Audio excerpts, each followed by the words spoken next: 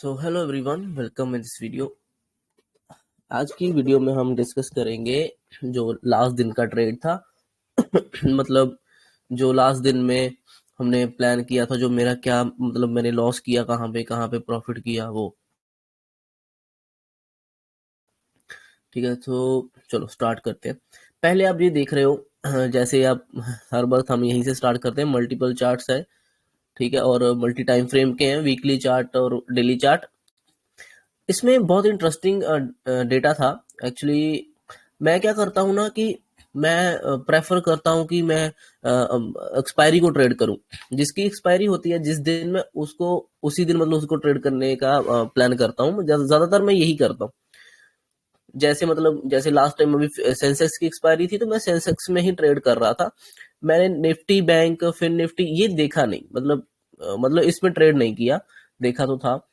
सो इसमें बहुत इंटरेस्टिंग चीजें हैं। देखो अभी आप देखो, पहले समझो। मैं बहुत शॉर्ट वीडियो बनाने वाला हूँ, ज्यादा लंबी नहीं। देखो नीचे वीकली चार्ट है निफ्टी 50 का, ठीक है, ये नीचे वीकली चार्ट है, ठीक है। अब इसमें देखो निफ्टी का जो वीकली चार्ट है ना, वो ऑलरेडी रेजिस्टेंस पर पहुंचा हुआ था।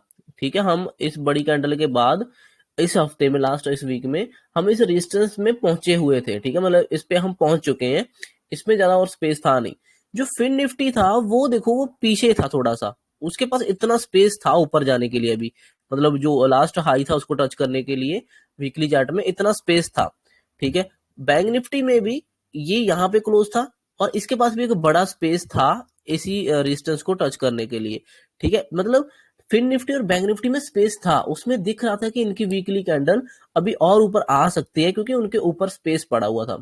ठीक है, जो सेंसेक्स था और निफ्टी 50 था, उसमें स्पेस नहीं था इतना। देखो ये तो बिल्कुल ही पहुंच गया था।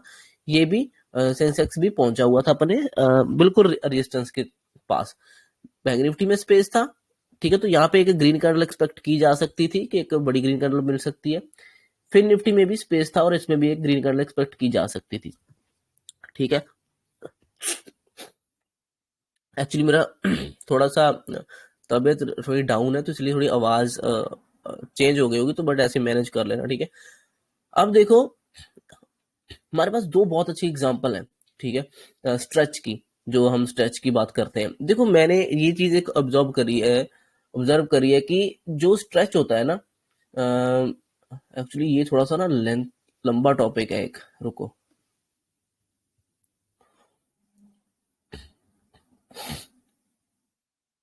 इतना टाइम भी नहीं। हाँ, देखो क्या होता है ना कि हम प्लान करते हैं कि मान लो एक कैंडल ऊपर चली गई, ग्रीन बन गई, ठीक है, और दूसरी कैंडल भी ग्रीन बन गई। दो कैंडलें अच्छी खासी स्ट्रेच हो गई। अब तीसरी में हम प्रॉफिट बुकिंग का प्लान करते हैं जनरली, है ना, ज्यादातर हम ये करते हैं। लेकिन अगर मान लो कि ये कोई रेजिस्टेंस है और ये मल्टी टाइम ऐसे टेस्ट हो रही है, बार बार टेस्ट हो रही है, बार बार 3-4 बार टेस्ट हो चुकी है, और इसके बाद अगर ये यहाँ से दो कैंडलें बनाकर बिल्कुल उसके पास आ गया है ना, तो स्ट्रेच हो गया। तो मैं यहाँ पर बहुत बड़ा फिर से सेलिंग का प्लान नहीं करने वाला। क्यों? क्योंकि ये रेजिस्टेंस मल्टीपल टाइम टेस्ट हो चुकी है। ठीक है, इसको ब्रेक भी करना है, तो ये किसी तरह से भी ब्रेक किया कर सकती है। ठीक है, अब वो ब्रेक कैसे कर सकती है, मतलब कि कह लो कि एक्स्ट्रा स्ट्रेच भी हो सकता है। एक्स्ट्रा स्ट्रेच मतलब कि एक और बड़ी कैंडल बन सकती है। ठीक है, वो किस किस सिनेरियो में बन सकती है वो मैं बताता हूँ आपको। ठीक है, पहली बात, अगर तो मान लो बैक टू बैक कैंडलें ऊपर आ गई मान लो, ठीक है, फिर तो ज्यादातर प्रॉफिट बुकिंग ही हो जाती है। ठीक है ना, नॉर्मली अगर ऊपर खुल जाए तो। लेकिन अगर मान लो वो रेजिस्टेंस मल्टीपल टाइम टेस्टेड हो चुका है, ठीक है, और फिर भी वो नीचे से 2 बार उठकर आ गया, तो यहां पर एक बार और बड़ी ग्रीन कैंडल देखने को मिल सकती है। वो कैसे? अगर ये ऊपर खुल जाए, मतलब कि शॉर्ट कवरिंग का मूव। ये तो नीचे से बायर एंटर हुए, ठीक है, पहली कैंडल में, ये जो पहली कैंडल है नीचे, ये वाली नीचे है ना, उसमें तो नए बायर ऐड हुए क्योंकि उनको सपोर्ट दिख रहा होगा मान लो, फॉर एग्जांपल। ठीक है, और ये जो सेकंड कैंडल है, ये थी उसकी कंटिन्यूएशन की, कि उसके ऊपर खुले हैं, पुल बैक ले और ऊपर चलेंगे। ये कंटिन्यूएशन की हो गई कि बायर को और कंटिन्यूएशन मिल गया। ठीक है, ये 2 दिन तो इजीली नॉर्मली होता है कि बायर को पैसा मिलता है। तीसरा एक और सीन बन सकता है, अगर वो गैप अप खुल जाए, मतलब बड़ा गैप अप खुल जाए, जो ऊपर खुल जाए, ताकि ये सभी सेलरों का शॉर्ट कवरिंग हो जाए, इनके स्टॉप लॉस हिट हो जाए और ये खुद ही निकल जाए। ठीक है, तो वहां से एक और स्ट्रेच आ सकता है, एक और कैंडल मिल सकती है, ठीक है, जब ये मल्टी टाइम टेस्ट हो चुका हो या इस तरह से ना, ठीक है, और भी कुछ सिनेरियो वो भी हम जैसे जैसे माइंड में आते रहेंगे वो डिस्कस करते रहेंगे, ठीक है। तो इसी तरह से अभी हम चलते हैं इसी बात को लेकर कि ये कहाँ कहाँ पे क्या क्या सीन बना। देखो यहां पर हम रेजिस्टेंस पर पहुंच चुके थे, ठीक है, 2 दिन से हमने कंटिन्यू किया, ठीक है, बायर ने, मतलब, तो ये कैंडल इतनी स्ट्रांग भी क्लोज नहीं हुई थी, ऊपर से विक आ गई थी, तो यहाँ पे थोड़ा सा सेलर दिख रहे थे कि सेलर ऐड हो रहे, या कह लो कि बायर ने थोड़ा सा बहुत प्रॉफिट बुक कर लिया, है ना।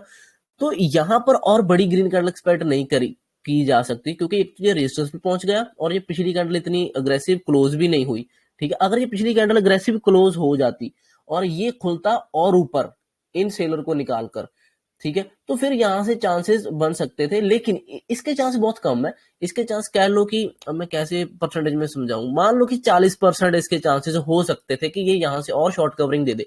40% क्यों बोल रहा, क्योंकि ये मल्टीपल टेस्ट नहीं है। वीकली चार्ट में देखो तो ये एक ही टेस्ट है अभी इस लेवल का, 2 टेस्ट रख लो, एक रेड ग्रीन कैंडल का टेस्ट हुआ, एक रेड कैंडल का, तो ये 3-4 बार मल्टी टाइम टेस्ट नहीं। जैसे ये देखो ये मल्टी बार टेस्ट हो गई, यहाँ पे ये लाइन है ना, 3-4, फिर ये 5वीं बार ब्रेक हो गई, 5-6-7-8, मतलब ये मल्टी टाइम। अगर अब पीछे तो यहाँ पे कैंडल ही नहीं है ऊपर, है ना, तो ये मतलब फर्स्ट टाइम ही ऊपर टच हुआ है, यहाँ पर ये फर्स्ट टाइम ही था। तो यहाँ पर और ऐसे ब्रेकआउट आ जाना, इतना और ओवर स्ट्रेच होना वो बनता नहीं था, क्योंकि ये मल्टी टाइम टेस्टर नहीं है, यहाँ पे कुछ ज्यादा सेलर बैठे नहीं है जो जिनको निकाला जा सके, ठीक है। अगर ज्यादातर लोग बैठे हो, 2-4-5 मल्टी टाइम टेस्ट हो चुका हो, तो फिर वो उन सेलर को निकालने में मजा आता है।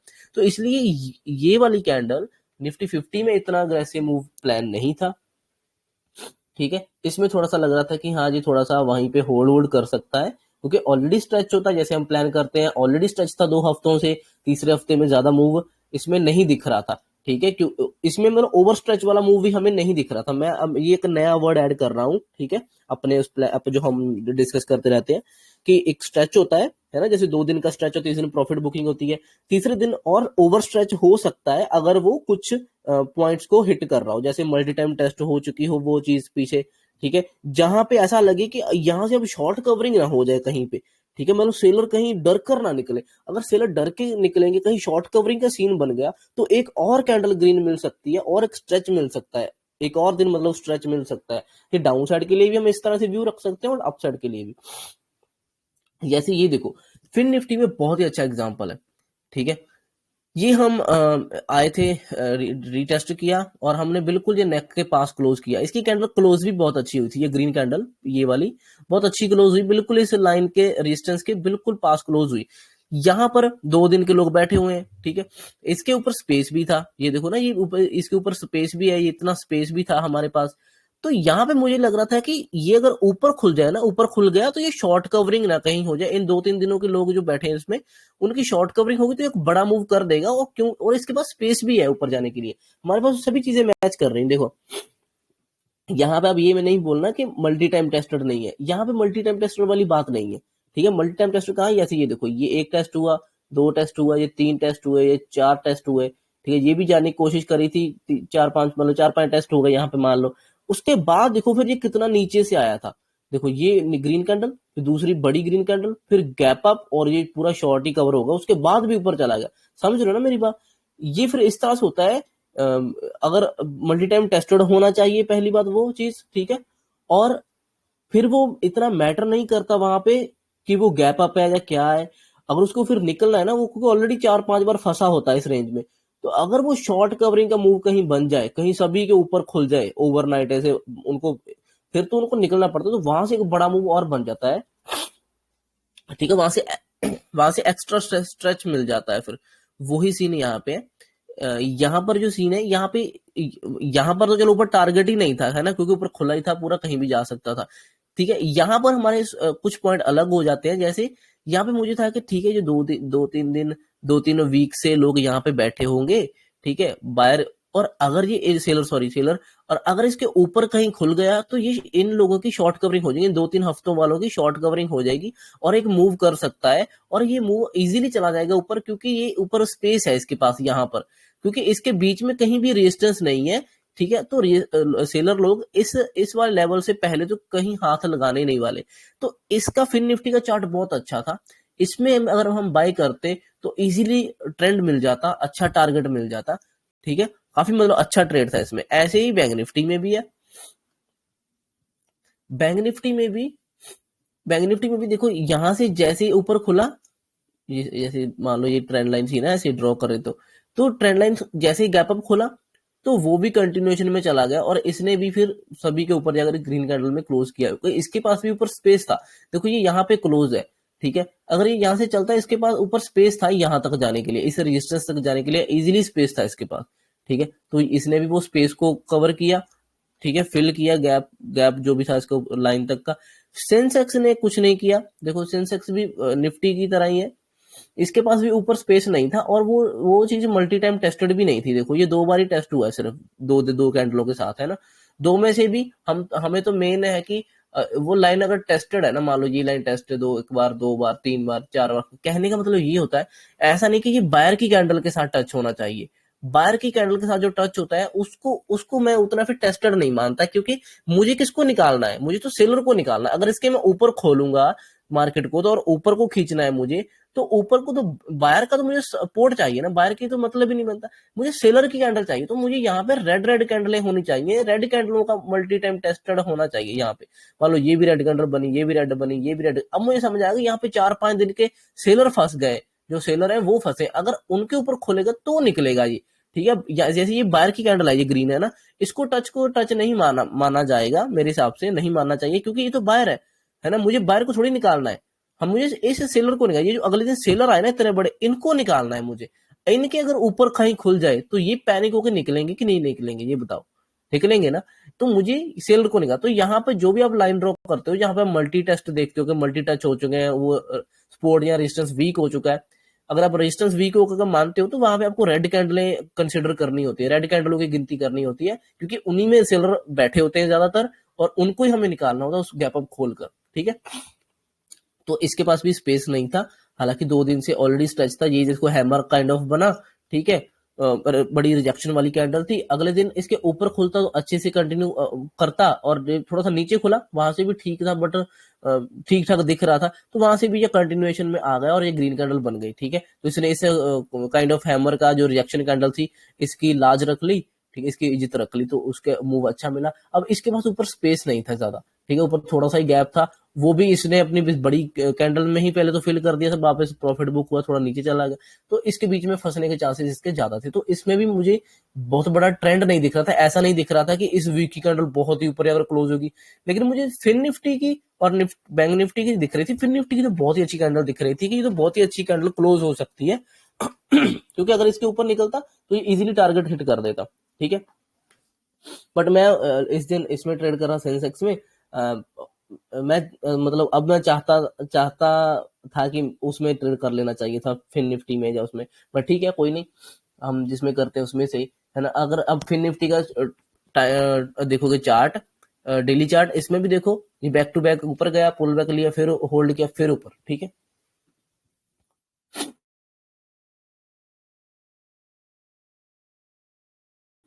ठीक है, तो ये इसके पास स्पेस था ऊपर जाने के लिए, जब ये यहाँ कहीं भी खड़ा हुआ था तब भी इसके पास ऊपर ये स्पेस दिख रहा था। जब ये कल इसने लास्ट दिन, मतलब ये सेकंड लास्ट दिन जो है, उस दिन इसने ये रेड कैंडल बनाई थी ना, जो बड़ी रिएक्शन नीचे से ही है, उसमें तो काइंड ऑफ होल्ड सा कर लिया। तो इसमें भी मुझे दिख रहा था कि अभी भी इसमें सेलर नहीं एक्टिव हुए, क्योंकि ये अभी बीच में देखो ये कोई लेवल नहीं बनता यहाँ पे, ठीक है। तो मुझे था कि ऊपर स्पेस पड़ा है और ये रेजिस्टेंस है, तो ये यहाँ तक तो चला जा सकता है। तो इसमें डेली चार्ट में भी इजी दिख रहा था, ठीक है, अच्छा ट्रेड दिख रहा था कि इसमें स्पेस है तो हर चीज चला जाएगा। और फिर सेंसेक्स में स्पेस नहीं था। देखो सेंसेक्स में क्या था, ये ऑलरेडी इतना बड़ा वॉलेटाइल होकर यहाँ पे क्लोज हुआ था। अब देखो कैंडल रेड क्लोज करी है, रिएक्शन नीचे से बड़ी ले रखी है इसने, ठीक है। तो ये कंफ्यूज करने वाली कैंडल है, तो इसमें ज्यादा आपको वो रखना नहीं होता फिर, है ना, थोड़ा आपको ध्यान से समझना होता। तो ये एक रेजिस्टेंस था, तो मुझे था कि इसमें तो कोई ट्रेड दिख नहीं रहा, क्योंकि देखो जहां तो बड़ी रिजेक्शन ले ले, ठीक है, और मान लो हैमर बना ले या कोई ऐसे रिजेक्शन वाली कैंडल बना ले, और फिर उसके ऊपर साइडवेज या ऊपर खुले और ऊपर जाने की, फिर तो वो ट्रेड भी बनता, ठीक है। ये इतने बड़ी कैंडल भी बनाई, लेकिन खुला फिर नीचे, खुलकर फिर नीचे आने लग गया, ठीक है। तो यहाँ पे ये कंफ्यूजन क्रिएट कर देता है, ठीक है ना। तो इस रिजेक्शन वाली कैंडल का क्या मतलब बना फिर अगर नीचे खुल गया तो, ठीक है ना। तो ये सीन होता है। तो यहाँ पे स्पेस नहीं था। खैर अब हम, आपको समझ आ गया होगा मोटा मोटा कि हम किस चीज के बारे में डिस्कस कर रहे हैं, ठीक है। अब हम चलते हैं सिंपली इस ट्रेड में। अच्छा यार, इसमें ट्रेडिंग व्यू के चार्ट में सेंसेक्स का चार्ट पता नहीं अच्छा नहीं दिखता, ये सही नहीं है, पता नहीं क्यों।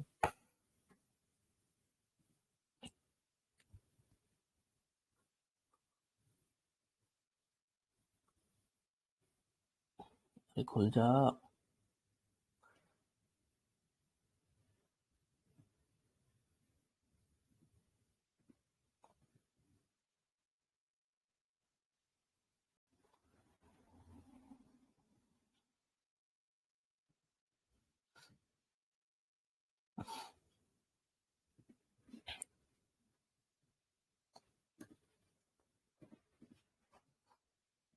अच्छा अब देखो मैं इसमें क्या ट्रेड ले रहा था।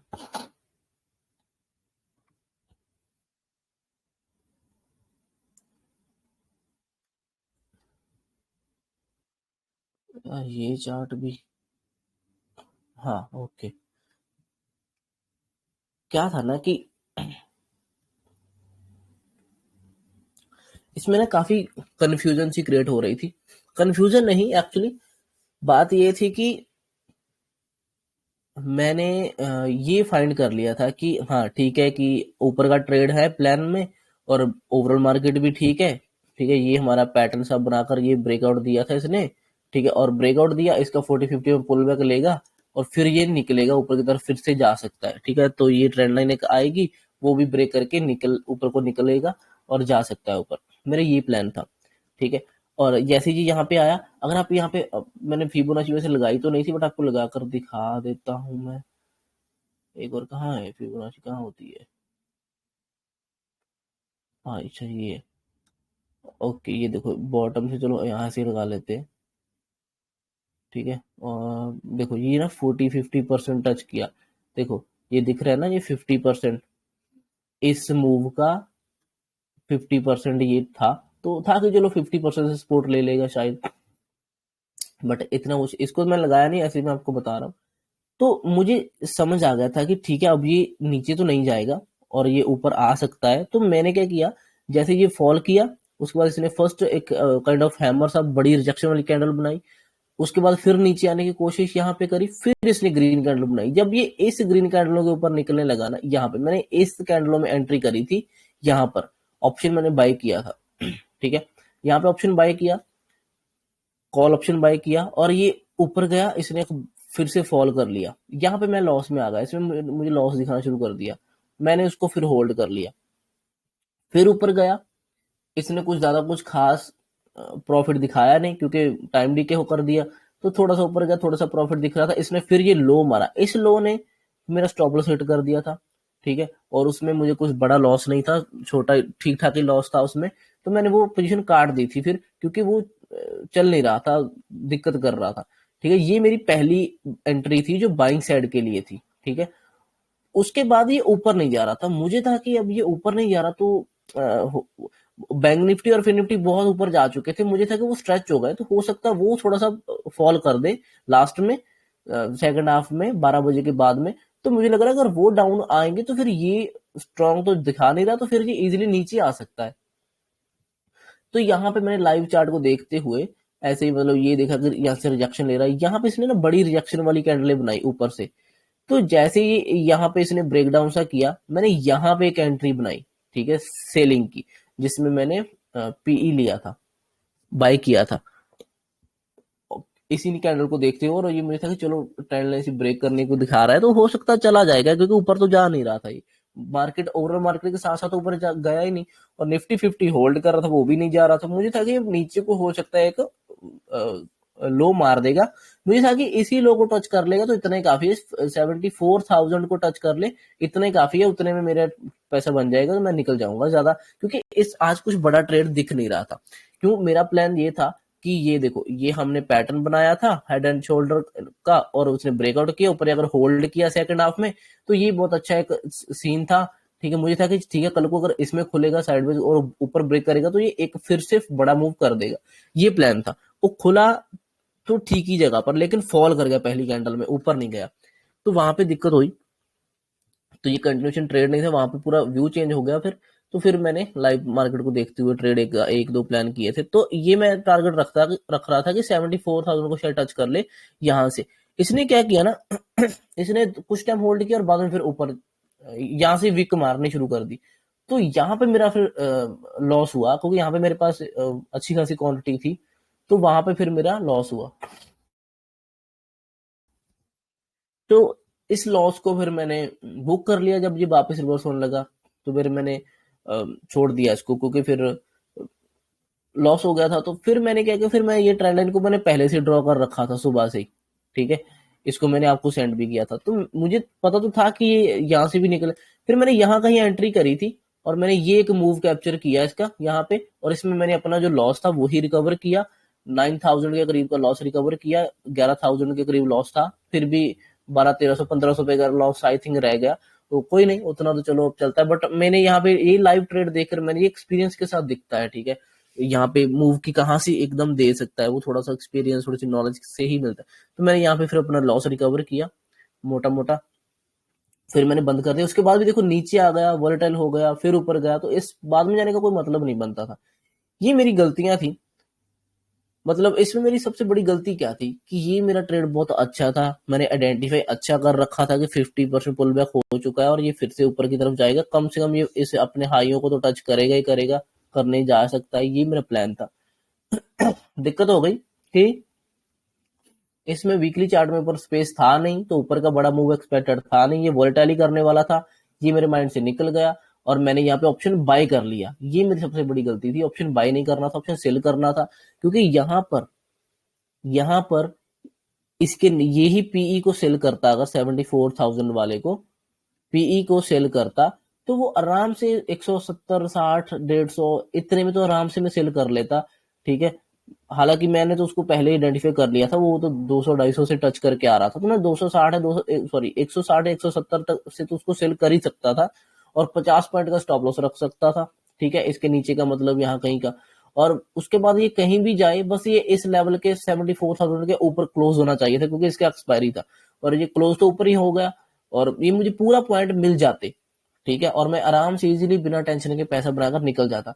क्योंकि मैंने ऑप्शन सेल नहीं किया, ऑप्शन बाय कर लिया, तो मैं इसलिए फंस गया यहाँ पे थोड़ा सा। अब और उसके बाद फिर मैं बाय करता रहा, फिर मैंने सेल किया नहीं। तो ये दिक्कत हो गई थोड़ी सी, क्योंकि मुझे बाय करना चाहिए, सॉरी सेल करना चाहिए था, बाय नहीं करना चाहिए था। क्योंकि मार्केट में मैं ज्यादा बड़ा मूव एक्सपेक्ट कर नहीं रहा था। मैं मूव तब एक्सपेक्ट कर रहा था अगर ये यहाँ पे साइडवेज खुलकर ना ऊपर को निकलता पहले, अगर फिर मैं प्लान करता। बट ये नीचे आ गया था, तो वहां पे प्लानिंग चेंज हो गई मेरी। माइंड भी मेरा चेंज हो गया। जो मैंने सेकंड प्लान थोड़ा बहुत बना के रखा था कि चलो अगर मेरे व्यू के उल्टे चला गया तो फिर मैं लाइव मार्केट में लाइव प्राइस एक्शन देकर छोटा मोटा वो ट्रेड करूंगा, थोड़ा बहुत पैसा बनेगा ठीक है, नहीं तो छोटा सा लॉस लेके बंद कर दूंगा। ये प्लान होता है। ठीक है, अगर आपके प्लान के अकॉर्डिंग नहीं खोलते, वो पूरा दिन अब मार्केट ऐसे खाली बैठकर बैठा नहीं जाता ना, तो आपको पता ही है, फिर चूल मस्ती रहती है। तो वही सीन था, सेल करना चाहिए था ऑप्शन, बट गलती कर ली। बट चलो कोई नहीं, ये सीन था। ठीक है, यही ट्रेड था और यहाँ पे फिर मैंने फालतू में लॉस कर लिया। ये डाउन साइड तो मैंने पता नहीं क्यों ट्रेड लिया, हालांकि व्यू तो ऊपर का ही था। ये पता नहीं दिमाग में क्या आया, ऐसे ही बैठकर मैंने ट्रेड ले लिया। और मैं देख रहा था कि ये ना इस जगह पे होल्ड कर रहा था, देखो इसी जगह पे ये बहुत होल्ड कर रहा था। ठीक है, तो जैसे इत बड़ी बड़ी इस रिजेक्शन कैंडलों के बाद जब ये नीचे आया ना, इसने यहाँ कहीं ब्रेक डाउन कर दिया, यहाँ पे तो यहाँ कहीं ले लिया था ट्रेड की, चलो ठीक है, ये तो लग रहा है ब्रेक डाउन कर दिया। मुझे था कि अगर ये यहाँ 74,000 के करीब भी है, यहाँ कहीं भी आ जाएगा तो मुझे अच्छा खासा 100 पॉइंट के करीब मिल सकते हैं। ठीक है, बट इसने वो भी नहीं किया। तो उसके बाद तो मेन व्यू तो मेरा ऊपर का ही था। ये मैंने डाउन साइड व्यू व्यू कैसे बनाया, ये मेरी ये गलती है। मैंने ऑप्शन सेल नहीं किया, उसमें लॉसेस मतलब अपना ट्रेड खराब कर लिया, अपनी साइकोलॉजी खराब कर ली, अपने प्लान को फॉलो नहीं किया। ठीक है, क्योंकि व्यू तो मेरा ऊपर का बनाया हुआ था। ये मैंने रैंडम ट्रेड लेना शुरू कर दिया यहाँ पे, समझिए, जब मेरा माइंड इफेक्ट हो गया कह लो। जब लगा कि बाकी मार्केट भाग रही है, इधर चला नहीं, पैसा नहीं बना, मतलब दिमाग खराब होगा, तो फिर ये फालतू में ट्रेड लिया। ये कोई लॉजिक ही नहीं था, ये बनता ही नहीं था ट्रेड। ठीक है ना, ये तो बस लाइव मार्केट में खुद ही मन मेरा बोल रहा था कि हाँ ये साइडवेज जोन है, ये ब्रेक डाउन कर रहा है, यहाँ पे एंटर कर लो, ऊपर से बड़ी रिजेक्शन है, मतलब जैसा फिर आप सोचने लगते हो आपको वैसा ही दिखने लगता है, आप हर एक चीज पे कोई ना कोई अपना लॉजिक जोड़ना शुरू कर देते हो। तो मेरे साथ यही हुआ, तो मैं यहाँ पे यही लॉजिक जोड़ना शुरू कर दिया कि अब नीचे चला जाएगा और यहाँ तक आ जाएगा, बस एसी में ले लिया और बाद में उसने घुसेड़ दिया। तो ये सीन था, ऐसा होता है कई बार। ठीक है, साइकोलॉजी है, कहीं भी चेंज हो सकती है, इसीलिए बोलता हूँ जब मार्केट से पैसा वैसा बन जाए, पहले अपनी जमीन जायदाद सब कुछ चीजें बना लो, क्योंकि क्या पता बाद में अगर दिमाग खराब हो जाए थोड़ी आगे चलकर एज में, तो आप पूरा लूज कर लो पैसा, है ना, कम से कम जमीनें तो बची रहेंगी। तो यही था, चलो ठीक है, आई होप आपको समझ आया होगा। Thank you so much for watching this video. Bye.